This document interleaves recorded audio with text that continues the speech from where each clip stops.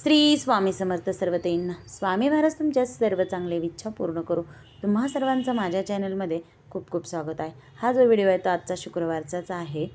तर सर्वांना शुभ शुक्रवार। स्वामी महाराज तुमच्या सर्व चांगल्या इच्छा पूर्ण करो, माता लक्ष्मी तुमच्या इच्छा पूर्ण करो, तुमच्या जीवनामध्ये सुख शांती समाधान येऊ हीच माता लक्ष्मी चरणी स्वामी महाराजांच्या चरणी प्रार्थना।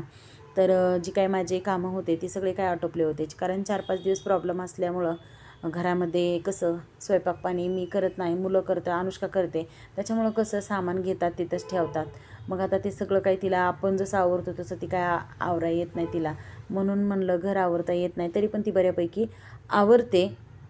परंतु बाकीचे जे काही होते कपडे वगैरे होते ते भरपूर असे कपडे होते कारण माझ्या चुलत्याचं काल निधन झालं गुरुवारी, त्याच्यामुळं काल तिकडे गेल्यामुळं संध्याकाळी आल्यानंतर कपडे वगैरे धुवायचे जास्त होते, कारण मिस्टरांचे माझे होते कपडे धुवायचे आणि बाकीची जी काही होती माझी ते पण होते कपडे धुवायची, मोठे वगैरे कपडे होते ते कपडे होते, भरपूर अशी कामं होते, घर आवरायचं होतं। त्याच्यामुळं मला कसं 1:30 वाजला सगळ्या कामाला।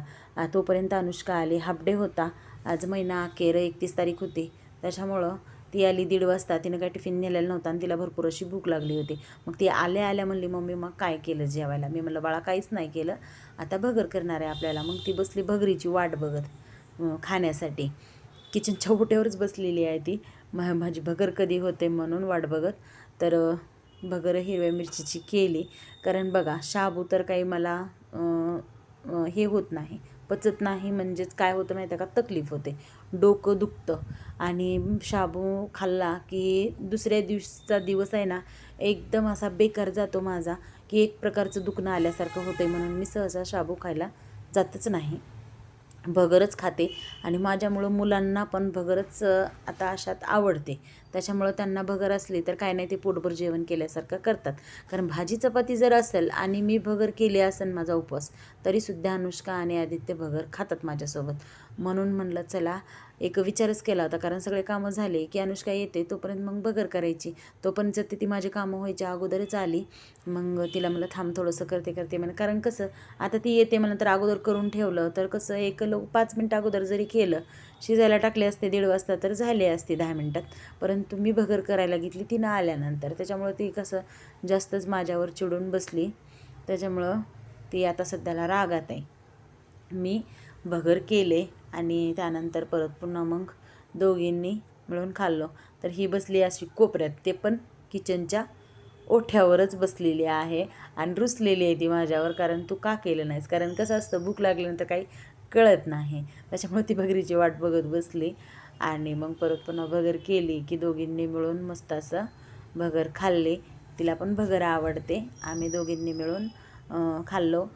ताक होतं म्हणजे दही आणलं होतं आणि त्या दह्याचंच मी ताक केलं होतं।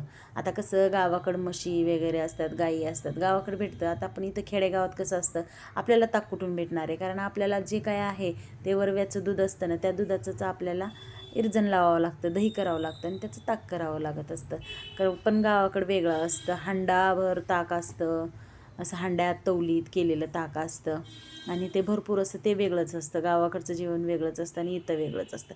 आपल्याला इथं गावाकडचं भेटणार म्हणलं तर भेटत नाही आणि इथलं गावाकडं भेटायचं म्हणलं तर भेटत नाही। पण आता कसं झालं माहिती आहे का, खेड्यातसुद्धा सगळ्या शहरातल्या सुविधा झाल्यात, पण खेड्यातल्या सुविधा कधी शहरात येऊ शकत नाहीत, असं असतं। तर भगर शाबू खाल्ला, मस्त असं फराळ केली आणि थोडंसं अर्धा 1 तास आराम केला आणि त्याच्यानंतर परत पुन्हा ब्लाऊज कट करायला घेतलं। पण ब्लाऊज कट केले आणि अर्ध्यातच ठेवले ब्लाऊज कट केलेले आणि स्वयंपाकाला लागले, कारण कसं आदित्याला भूक लागली होती, त्यानं पण टिफिन नेलेला नव्हता। बाहेरच्या नाश्त्यानं कसं मुलांचे पोटं भरत नाहीत, घरचं भाजी चपाती खाल्ल्याशिवाय मुलांचं पोट भरत नाही, म्हणून तो आला की लगेच मी स्वयंपाकाला घेतलं। कुकरला डाळ लावली, डाळ झाली की डाळीला फोडणी दिली आणि त्याच कुकरमध्ये भात पण लावला आणि आदित्याला जेवायला द्यावं म्हणलं, कारण तो काय करतो कॉलेजून आलं की दमून येतो आणि जर मी काय जेवायला नाही दिले त्याला तर तो काय करतो मोबाईल घेतो, थोडासा मोबाईल बघत बघत जर पडला पलंगावर तर तो झोपीत जातो। त्याच्यामुळं म्हणलं चला अगोदर ह्याला जेवायला द्यावं, कारण याला जेवायला दिलं आणि हा जर एकदा जेवण केला आणि झोपला तर कसं होतं त्याचा पण अभ्यास होतो, परत झोप पण होते, म्हणून अगोदर स्वयंपाक केला. कारण कसं आज भाजीला पण काहीच नव्हतं, त्याच्यामुळं वरण लावलं आणि झटपट मुलाला जेवायला दिलं.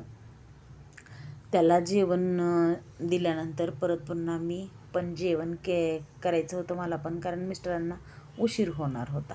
कारण ते येणार होते 10, 10:30, 11 वाजता येणार होते आणि माझा पण शुक्रवार होता, उपवास होता. मग मी तेवढे वेळ बसले तर मग ते काय होतं, परत पुन्हा उशिरा जेवलं की पचन पण होत नाही आणि आपण पण जेवण करू नये तेवढ्या उशिरा. कारण उशिरा जर जेवण केलं तर ते काय होतं, वरचे वरच राहतं, ते त्याचं परत पुन्हा ते चरबीमध्ये रूपांतर होतं. म्हणून शक्यतो 7, 7:30 वाजताचं जेवण करावं, जास्त वेळ लावू नये. 7:30, 8च्या अगोदर जेवण करावं.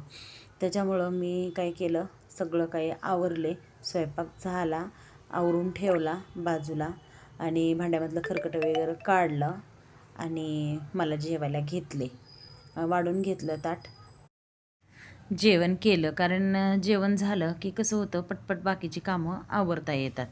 तर जेवण केले आणि किचनचा ओटा वगैरे आवरला आणि त्यानंतर परत पुन्हा बघा ब्लाऊज कट केले. कारण कसं होतं, एकदा जर राहिलं तर राहून जातं, कारण दुसऱ्या दिवशीची कामं आजच अर्धे केले तर चांगलं वाटतं. कारण ब्लाऊज जर सकाळी कट केलं तर दिवसभर ते ब्लाऊज आळसच येतो, कट करून शिवायचं म्हटलं की आळस येतो. कारण अगोदरच ब्लाऊज कट करून ठेवलेलं असलं तर शिवायला कंटाळा येत नाही. म्हणून मी काय केलं, जेवण करून किचनचा ओटा आवरून ब्लाऊज कट करत बसले. कारण मिस्टर येईपर्यंत माझं कट करायचं आवरलं तरच बरं, नाहीतर परत पुन्हा मग मला नको वाटतं एकटीला बसायला. तर असा होता माझा शुक्रवारचा दिवस. सर्वांना श्री स्वामी समर्थ.